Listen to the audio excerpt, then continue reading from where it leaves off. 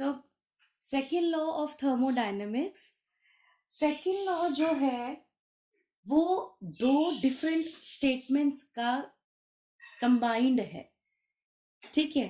First statement that was given by Kelvin and Planck, both were two scientists, right? So that is called as Kelvin-Planck statement. Kelvin-Planck statement, what it says, that it is impossible to construct a heat engine which would absorb heat from a reservoir and convert 100% of the heat absorbed into work. Heat engine का जो topic है, heat engine and refrigerator, पहले हम वो कराते थे, उसके बाद फिर ये सेकेंड लॉ आता था. बट अभी आपका heat engine and refrigerator delete हो चुका है, ठीक है. सो अभी आप ये समझ लीजिए हीट इंजन क्या होता है. Heat engine is a device that converts heat energy into mechanical work, right. अब जब वो हीट एनर्जी ले रहा है और उसको वर्क में कन्वर्ट कर रहा है, सो ऐसा कभी नहीं होता कि 100% हीट एब्जॉर्ब करके उसे 100% वर्क में कन्वर्ट करे. कुछ ना कुछ हीट एनवायरमेंट में लॉस जरूर होती है, राइट. तो ये ही आपकी फर्स्ट स्टेटमेंट कह रही है that it is impossible to construct a heat engine which would absorb heat from a reservoir. Reservoir means एक ऐसा रीजन जहां से हीट एब्जॉर्ब हो रही है, ठीक है, and convert 100% of the heat absorbed into work. कि जितनी 100% हीट एब्जॉर्ब हुई वो सारी की सारी एज इट इज वर्क में कन्वर्ट हो जाए, ये कभी नहीं होगा. एंड यही रीजन है कि जब 100% ऑफ हीट वर्क में कन्वर्ट नहीं होती है तो एफिशिएंसी जो है एक डिवाइस की वो कभी भी 100% नहीं हो सकती, है ना. Efficiency can never be 100%. Then second statement क्या है? Clausius, he was another scientist. Clausius statement, what it says, that it is impossible to design a self-acting machine unaided by any external agency which would transfer heat from a body at a lower temperature to another body at a higher temperature. इस statement का क्या मतलब है?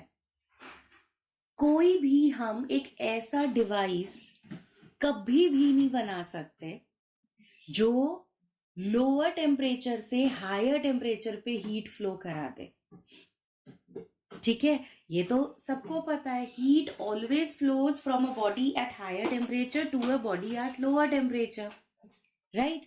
तो Clausius क्या कहता है कि कोई भी एक ऐसा डिवाइस हम नहीं डिजाइन कर सकते जो लो टेम्परेचर से हाई टेम्परेचर पे हीट फ्लो करा देगा.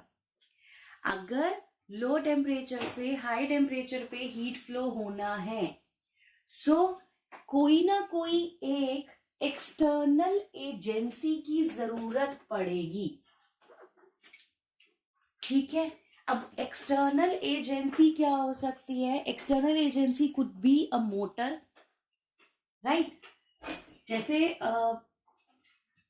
रेफ्रिजरेटर का मैं आपको एग्जाम्पल दूं. रेफ्रिजरेटर में क्या होता है? रेफ्रिजरेटर में जो फूड आइटम्स फ्रिज के अंदर रखे हैं वहां से हीट एब्जॉर्ब होती है एंड एनवायरमेंट में हीट लूज की जाती है. अगर आपने ध्यान दिया हो, फ्रिज के साइड वॉल्स और बैक वॉल गर्म होती है. क्यों होती है? बिकॉज रेफ्रिजरेटर क्या कर रहा है, जो फूड आइटम्स अंदर रखे हैं वहां से हीट एब्जॉर्ब करके उसे एनवायरमेंट में लूज कर रहा है. That means refrigerator low temperature region से हाई टेम्परेचर रीजन में हीट रिलीज कर रहा है.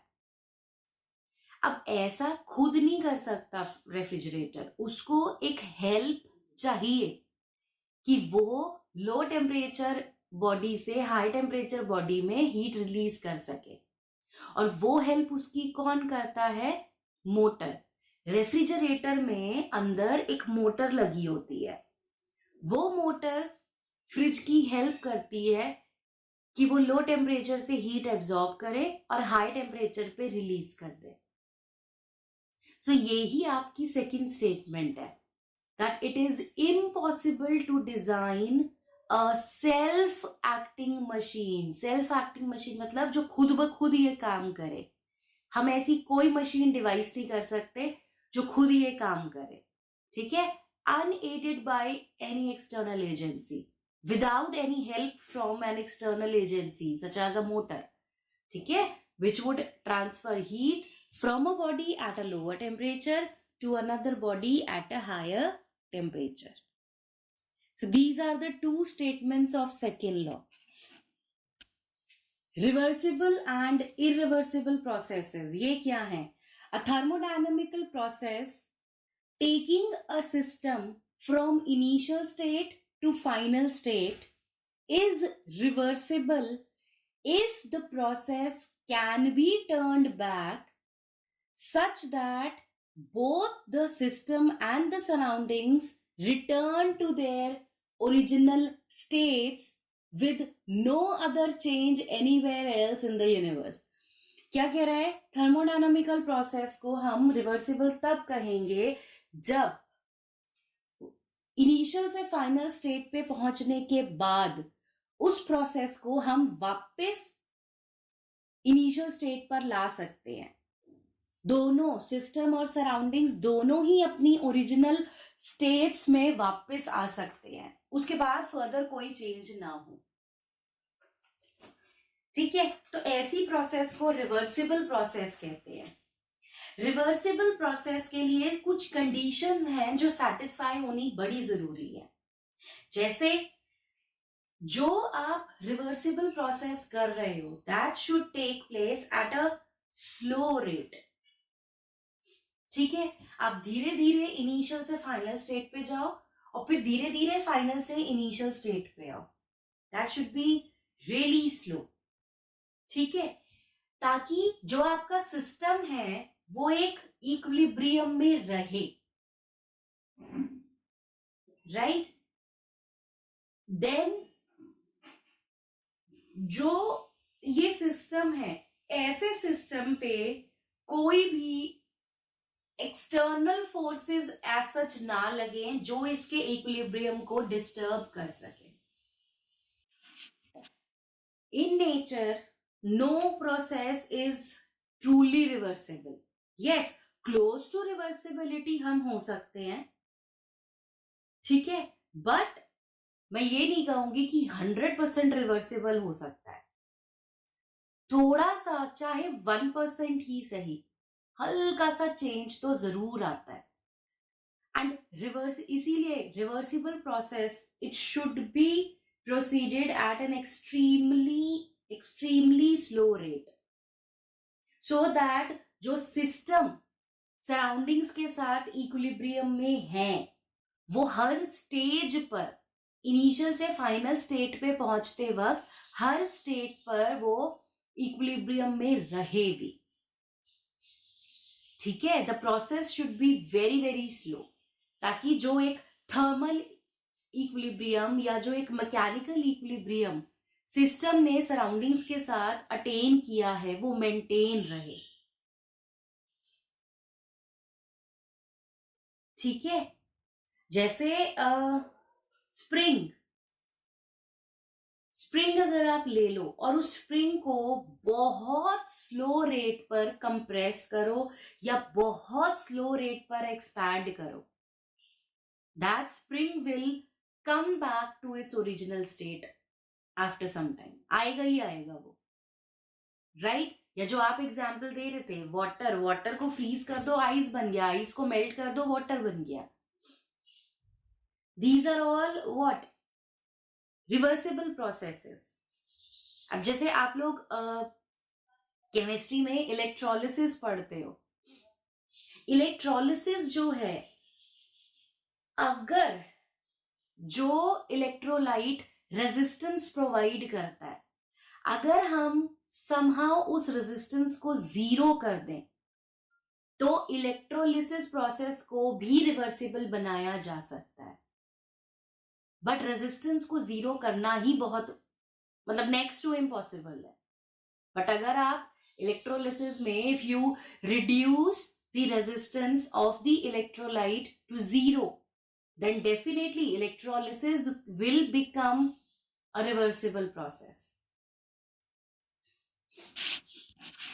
A process which does not satisfy any of the conditions for reversible process, that is irreversible. In fact, nature में जितनी मैक्सिमम प्रोसेसेस आप देखते हो ज्यादातर सब इरिवर्सिबल ही है. जैसे आपने एक हॉट बॉडी ली, उसके साथ कांटेक्ट में एक कोल्ड ऑब्जेक्ट को रख दिया, सो हीट ट्रांसफर होगा हॉट ऑब्जेक्ट से कोल्ड ऑब्जेक्ट में. अब आप उसको वापस रिवर्ट नहीं कर सकते, हीट ट्रांसफर हो गई है हॉट से कोल्ड ऑब्जेक्ट पर. ठीक है. या जैसे कोई एक ऑब्जेक्ट मूव कर रहा है, वो ऑब्जेक्ट फ्रिक्शन की वजह से रुक गया, now you cannot revert it. अब वो वापस नहीं आ सकता, रुक गया वो अब फ्रिक्शन की वजह से. ये सब इरिवर्सिबल प्रोसेस है. ठीक है. इरिवर्सिबल प्रोसेस में जितनी भी ये आपकी डिसिपेटिव फोर्सेस होती हैं, फ्रिक्शन है या विस्कोसिटी है, इनका बहुत मेजर रोल होता है. और जब इनका एक बहुत मेजर रोल है, इसी वजह से हम इन प्रोसेसेस को वापस इनकी इनिशियल स्टेट पर नहीं ला पाते. ठीक है. इनको इनकी इनिशियल स्टेट पे लाना इम्पॉसिबल ही होता है. एंड ज्यादातर इरिवर्सिबल प्रोसेसेस जो है वो कौन कौन सी हो सकती हैं? आपने आप ये कह सकते हो कि एक ऐसी केमिकल प्रोसेस जिसमें जो भी आप सिस्टम ले रहे हो उसकी अगर इंटरनल प्रॉपर्टीज, उसका अगर इंटरनल स्ट्रक्चर चेंज हो जाए तो वो एक इरिवर्सिबल प्रोसेस है ना. या आपने वाटर लिया और वाटर में सॉल्ट डिसॉल्व कर दिया, that is an irreversible process. या you take water and alcohol, you mix them together, so that is an irreversible process. अब आप वापस अलग अलग नहीं कर सकते उनको. rusting of iron is an irreversible process. you cannot bring it back कि वापस आयरन बिल्कुल परफेक्ट हो जाए, नहीं कर सकते. these are all irreversible. Organic, कुछ ऑर्गेनिक मैटर है आपके पास, वो डिके हो रहा है, मेन्योर बन रहा है, so even that is an irreversible process. आप उसको वापस ऑर्गेनिक मैटर नहीं बना सकते. ये सब वो एग्जांपल्स है जो आप अपनी डेली लाइफ में कहीं ना कहीं ऑब्जर्व कर रहे हो. ठीक है. So this is all about reversible and irreversible processes.